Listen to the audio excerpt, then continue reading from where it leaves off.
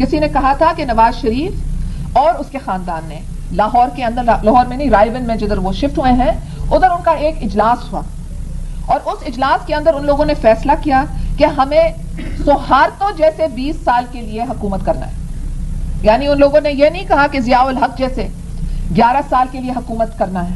ان لوگوں نے کہا کہ ہمیں 20 سال کے لیے سوہارتو جیسے حکومت کرنی ہے. اور آپ لوگ جانتے ہیں کہ سیاست کے اندر سوہارتو کے پورے خاندان نے جو اکانومی کے کمانڈنگ ہائٹس تھے وہ پورا قابو کر لیے تھے. تو ان کا مقصد تھا کہ ہم 20 سال کے لیے پولیٹیکل پاور چاہتے ہیں اور ہم فائنینشیل پاور چاہتے ہیں. اور ان لوگوں نے کہا کہ ہمیں خطرہ 5 طریقے سے ہو سکتا ہے. ہمیں خطرہ اپوزیشن یعنی پیپلز پارٹی کی طرف سے ہو سکتا ہے، نمبر 1. نمبر 2، ہمیں خطرہ پریزیڈنٹ کی طرف سے ہو سکتا ہے، کیونکہ ان زمانوں میں 8ویں ترمیم تھی جس کے تحت پریزیڈنٹ حکومتوں کو ہٹا سکتا تھا. نمبر 3، ان لوگوں نے کہا کہ ہمیں خطرہ یہ آرمڈ فورسز کی طرف سے ہو سکتا ہے، کیونکہ پاکستان کے سیاست کے اندر کئی طویل عرصے کے لیے فوج کا ایک رول یا کردار رہا ہے. 4، ان لوگوں نے کہا کہ ہمیں خطرہ عدلیہ سے ہو سکتا ہے. 5واں، ان لوگوں نے کہا کہ ہمیں خطرہ پریس کی طرف سے ہو سکتا ہے.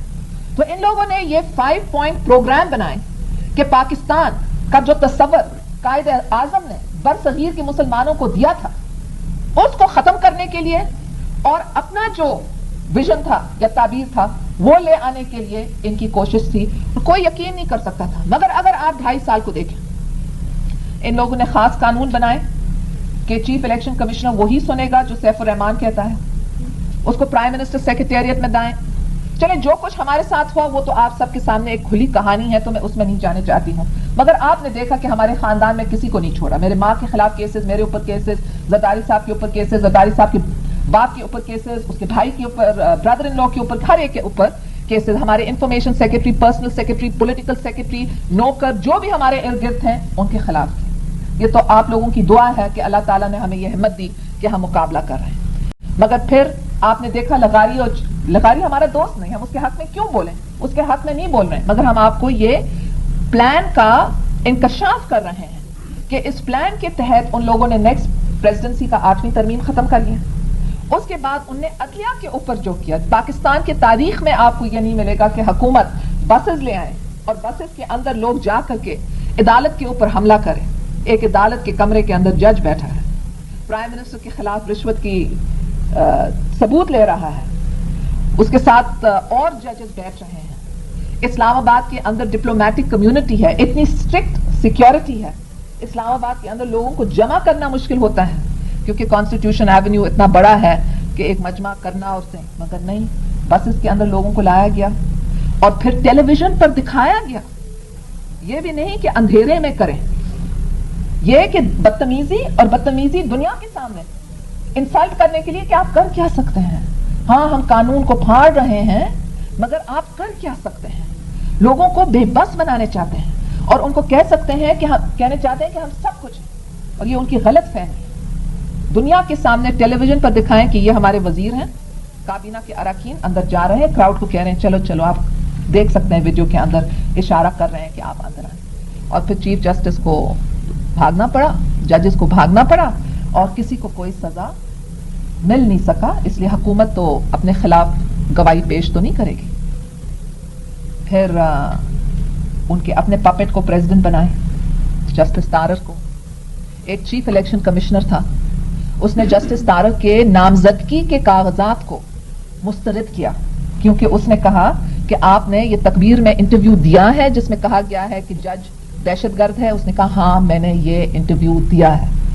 تو جب اس نے کنفرنٹ کیا کہ آپ نے تقریر رسالے کو یہ انٹرویو دیا ہے جدھر آپ نے کنٹمپٹ آف کورٹ کیا ہے اور اس نے سب کے سامنے تصدیق کی، تو پھر چیف الیکشن کمشنر نے کہا کہ آئی ہیو نو چوائس اور آپ کے پیپرز میں ریجیکٹ کرتا ہوں. کیا ہوا؟ تارر گیا؟ نو، تارر پریزیڈنٹ بن گیا، چیف الیکشن کمشنر گیا. جو سچ کے لیے بولتا ہے، جو قانون کو بلند رکھتا ہے، جو پاکستان کا سوچتا ہے، جو پاکستان کے محنت کش عوام کا سوچتا ہے، ان کو نشانہ بنایا جاتا ہے. پریزیڈنٹ چلے گئے. اس کے بعد ان لوگوں نے، جہانگیر کرامت نے تو نواز شریف کو بچایا. جب پریزیڈنٹ کے ساتھ ان کی محاذ آرائی ہو رہی تھی تو اس وقت چیف آف آرمی اسٹاف باہر ملک تھے, دونوں پریزیڈنٹ اور پرائم منسٹر نے ان کو فون کیا کہ آپ آ جائیں, کچھ ہمارا مسئلہ یہاں چل رہا ہے. چیف آف آرمی اسٹاف آ گئے, دونوں سے ملے. پھر اس نے کہا کہ دیکھیں یہ معاملہ اتنا بڑھ گیا ہے کہ میرا مشورہ ہے کہ آپ 1 ہفتہ کا انٹرول کر لیں, کیونکہ اگر 1 ہفتے کا آپ انٹرول کریں گے تو پھر ذرا جذبات ٹھنڈے ہو جائیں گے اور ٹھنڈے مزاج کے ساتھ ہم معاملے کو آگے لے جائیں گے. مگر اس 1 ہفتے کے اندر نواز شریف نے بریف کیسز چلایا اور پتہ نہیں اور کچھ کیا اور معاملہ تبدیل ہو گیا. مگر وہ 1 ہفتہ نہیں ملتا تو نواز شریف کی حکومت نہیں ہوتی. جہانگیر کرامت نواز شریف کو ہٹانے چاہتا تھا تو اس وقت ہٹا دیتا. جہانگیر کرامت کو مارشل لاء لگا دیتا تو پہلے لگاتا اور پھر بعد میں نواز کو کہتا. مگر وہ کچھ کرنے نہیں چاہتا تھا. اس نے ایک نیول فنکشن میں وہی بات کی جو پاکستان کے صحافی کر رہے ہیں. اس نے کہا حکومت کو ایڈ ہاکزم ختم کرنا چاہیے, حکومت کو انتقامی کارروائی ختم ہونی چاہیے اور حکومت کو حکومت کرنا چاہیے, کیونکہ حکومت کی غیر موجودگی میں پاکستان کے اندر اور باہر ایک بحران پیدا ہو رہا ہے. اور اس وقت پاکستان کے اندر جو بحران ہے تو قول جہانگیر کرامت وہ پاکستان کے ایکسٹرنل تھریٹ سے بھی زیادہ ہے. اس پر کہنے کے لیے کہ آپ نے کیوں کہا, ایسے رائے کیوں آپ نے دی, اس کو سیک کیا گیا اور ان سیریمونیسلی سیک کہ ہمیں قوت برداشت نہیں. اس کے بعد آف کورس پریس کے خلاف شروع ہو گیا جنگ. اچھا, پریس کے خلاف آپ دیکھیں کہ پہلے مسلم اخبار کو اشتہار نہیں دیا, اشتہار بازی ختم کر لیے, مسلم اخبار بند ہو گیا. اس کے بعد ان لوگوں نے جنگ پبلیکیشنز کو نشانہ بنایا کہ اگر آپ ان 14 صحافیوں کو نکالیں گے تو آپ اچھے لوگ ہیں.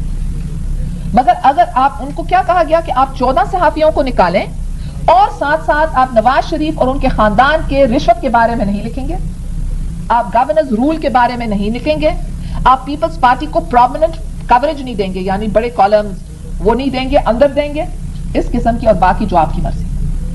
اور جب جنگ اخبار نے انکار کیا تو کہا پھر ہم کہیں گے کہ آپ انکم ٹیکس کے چور ہیں. اور جب ان لوگوں نے کہا ہم عدالت جائیں گے, اس نے سیف الرحمان کو اتنی جرأت ہوئی کہ اس نے کہا کہ کوئی جج کا باپ بھی تمہیں مدد نہیں کرے گا. یہ اس کا جب یہ سب ریکارڈ کی باتیں ہیں اور یہ سب 2.5 سال کے اندر ہوا ہے. تو مسلم, جنگ, نیوز, اس کے بعد فرنٹیئر پوسٹ, اس کے اوپر ڈرگ کا چارج لگا دیا. 50 لاکھ کی گاڑی چلا رہا ہے اور اس کے اوپر لگایا الزام کہ تم 10 لاکھ کے ڈرگز کی کاروبار کر رہے ہیں. پھر فرنٹیئر پوسٹ کے بعد فرائیڈے ٹائمز, اور کس قسم کی گرفتاری کہ بیویوں کے سامنے خاوندوں کو مار کر کے گرفتار کرتے ہیں. یہ کیا انسانیت ہے؟ تو یہ جو آدمی ہے اس نے پورے پاکستان کے اداروں کو یرغمال کرنے کی کوشش کی ہے اور اپنے ذاتی مفادات کے تحت سبارڈینیٹ کرنے کی کوشش کی ہے. اور آج وہ پاکستان کے لیے ایک خطرہ خود موجود ہے, وہ اور اس کی حکومت. اور اس لیے میں چاہتی ہوں کہ سب پاکستانیز جو اوورسیز ہیں اپنے وطن کو بچانے کے لیے وہ یہاں کے جو پبلک لیڈرز ہیں, آپ کے اپنے کانگریس مین ہیں, سینیٹرز ہیں, ان کو خط لکھیں اور ان کو آگاہ کریں, کیونکہ یہ نواز شریف کو پیسے دے رہے ہیں. ورلڈ بینک اور IMF کے تھرو جتنے پیسے اس کو مل رہے ہیں, میں نے ابھی ایک سپیچ کی تھی واشنگٹن میں, میں نے کہا کہاں گئے یہ پیسے؟ $5 ارب آپ نے دیے ہیں. میں نے کہا کہاں گئے یہ پیسے؟ نواز شریف کی حکومت تو طویل ہو گئی, مگر میرے ملک کے اندر ذرا آنکھ رکھیں, ہر 12 گھنٹے ایک آدمی خودکشی کر رہا ہے. 1947 کے اندر یہ حالت صورتحال نہیں تھی. 1947 میں جب لوگ بے گھر ہو گئے تھے اور ان کے قتل ہوئے تھے اور وہ پاکستان پہنچے تھے, پھر بھی خودکشی نہیں ہوتی تھی.